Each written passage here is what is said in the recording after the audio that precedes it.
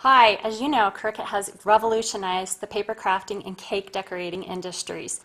With that revolution comes innovative ideas from you, our consumers, and a flood of knowledge and feedback on making great ideas even better. I would like to introduce you to the Cricut Cake Mini. Like the Cricut Cake, the Mini makes it possible for you to decorate your cakes to look like the professionals without the hassle, mess, or years of training. The best part, it's all done with the touch of a button.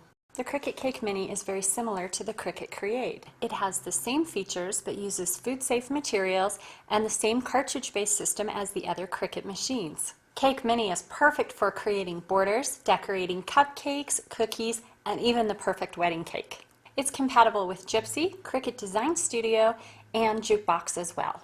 Okay, now that you've got your Cake Mini, I'm going to go through some of the items that you will find in your box. First, you'll have your 12x6 cutting mat. Then you will have your blade cleaning basket. You'll have the cartridge skirt, and you will also have the blade assembly, your cartridge, and your power supply.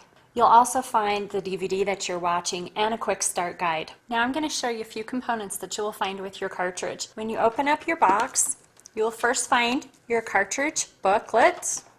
You'll find your keypad overlay and your cartridge. Now I'll show you how these work in the machine. The next step is to take the cartridge skirt and place it over your cartridge.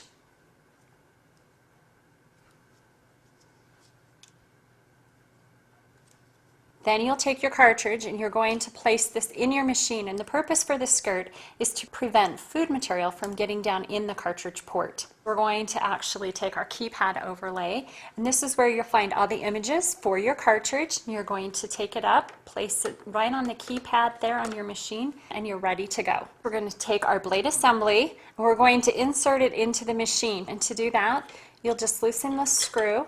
You're going to swing it to the outside and open up the cradle arm to the machine. You'll then align these notches with the notches in the cradle arm simply by placing the blade assembly down inside, and then swing the arm closed and tighten the screw back up, and you're good to get started with your cutting. Okay, next we're going to go through the functions of the machine. Up here on top is your LCD display. And then over here you have your power button, your stop button, the cut button, and your navigational arrows. Here we have the modes to the machine, and then we'll go through the functions and creative features here on your keypad overlay. I'm going to go ahead and turn the machine on, and you'll notice that the carriage will then go to the side of the machine.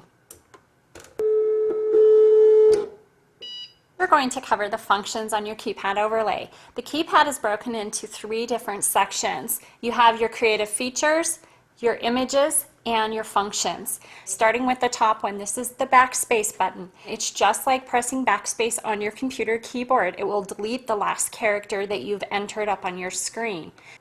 This is your space key, and by selecting this one, it's inserting a space between the images. Next is the reset all function. This will clear all the contents on the display and restore it back to the factory default settings. The clear display will clear everything on your LCD display. The sound on-off button will allow you to turn the chirp on or off when selecting the images on the keypad. The repeat last feature will repeat the last cut that you've made on your machine. The set cut area will allow you to select cutting material smaller than the mat size. Load last will load your mat and position your blade to where the last cut ended. The unload mat will unload your mat from the machine when you're finished cutting your images, and of course the load mat feature will load your mat to begin your cutting. Now we're going to move over to the left side of the keypad, and starting here at the bottom we have the shift key. By selecting the shift key, you will select the images that are in gray or the upper right corner of each of the white keys. If you would like to select those repeatedly, you would use the shift lock function. The material saver function will optimize the area on the cutting mat for your images that you've selected for cutting. By selecting real dial size, all images that you select will be cut to that specific size. Now we're going to talk about the creative features. They are the keys found in the upper left corner, the 6 keys here. They vary from cartridge to cartridge, so you'll want to refer to your cartridge handbook for the details and features available on each cartridge that you work with. With the Cricut Cake cartridges, one of the creative features is the plain base feature. What this does is it takes your more intricate, detailed designs and it makes them a little more simplified. So when cutting one of those designs, it's best to select the plain base feature and then cut your images. Now we're going to talk about the modes on the machine. This is one of my most favorite parts of the machine. The portrait mode actually changes the direction in which the blade cuts your images. Default is to cut landscape, so with the portrait mode, the carriage will move to the left and cut left to right. The fit to page mode will take the image that you've selected and automatically calculate how large it can cut that image based on the size of your mat. The autofill feature will take the image that you've selected and the size and automatically fill the entire mat with that image. The center point function cuts a character centered on a designated point. It's only available in the landscape mode. The flip feature allows you to create a mirrored image or flip the image that you've selected to cut. On the left of your machine here, you'll notice two dials. You have your speed dial and your pressure dial. The speed dial will adjust the cutting speed when your image is being cut. When you're cutting images that are very intricate and small, you'll want to adjust the speed to a low or medium setting. If you have very simple shapes, you can adjust the speed to be a high or maximum. With the pressure dial, you have 5 settings.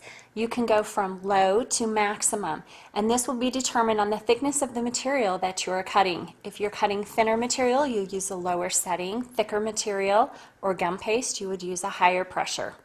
Here on the right side of the machine, you have your size dial. You can adjust your sizes for your images by rolling the dial up or down, and it will adjust in 1/4 inch increments. Okay, now that we've gone through how the machine works, I'm going to show you a few tools that you'll need to get started on decorating your first cake. Here we have the tool kit. Now this is something that is sold separately. We have the smoother, 2 different size spatulas, the cutting wheel, the needle, a scraper for cleaning the material off your mat. You'll need a roller to roll out your gum paste. You'll need some food shortening and a pastry brush. We're going to be using the Cricut Cake gum paste today as we decorate our cake. Now I've taken some gum paste out of the container. I'm going to put it in the microwave and set it for about 5 seconds. And the reason for that is I want to soften it so that it becomes very workable. You don't want to do it more than that because it is a sugar-based product and it will burn your hands. So then you're going to just work it out onto the countertop, kind of stretch it out, and then this is where you're going to get your roller and you're going to roll it out. If you're coloring your gum paste, this is the point that you would put the food coloring in. You'll want to use a paste or gel. And then you're just going to take your roller and begin rolling this out. You want the thickness of your gum paste to be about the thickness of a nickel, so about 1/8 of an inch. If you're using a sheeter, you would put it through the sheeter and set it on a 1 or 2. Okay, now I'm just going to pick it up and you'll be able to see the thickness. And then the next step, I'm going to want to put the shortening on my mat. By applying the shortening to the mat, this becomes the food adhesive. This is going to adhere the gum paste or frosting sheet or fondant that you're working with to the mat. Now it's important to make sure that you get a good thin coat on your mat. If you can still see the shortening, then where it's white, that means you have too much. So you're just going to want to thin that out. And it's important to get the shortening everywhere that you plan on having the gum paste, fondant, or frosting sheet on the mat. So once you get a good thin coat, then the next step is to actually place your gum paste directly on the mat. You'll take your smoother and you're going to smooth it out to get all of the air bubbles and make sure you have a good strong adhesive bond between the material and the mat. You'll take your cutting wheel and you'll trim the edges. You'll want to make sure that you remain inside of those lines so that when this is pulled into the machine with the rollers are not going over the gum paste. Okay, now that we've got the gum paste rolled out, we're ready to begin cutting. So I'm going to take my mat, I'm going to place it right here in my machine, and I want to press it up till I feel a little resistance against the rollers here. And then the next step I'm going to do is press the load mat button. So I'm going to select a border, And then the next thing I'm going to do is I want to make sure that I move my blade in about 1/4 of an inch from the edge of the material. So I'm going to use my blade navigation buttons and position the blade where it needs to be. And now we're going to press cut.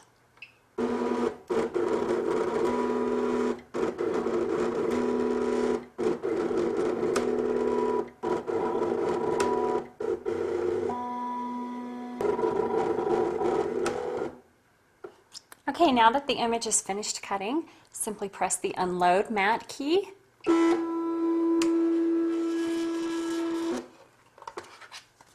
And now we'll go ahead and just peel the extra away.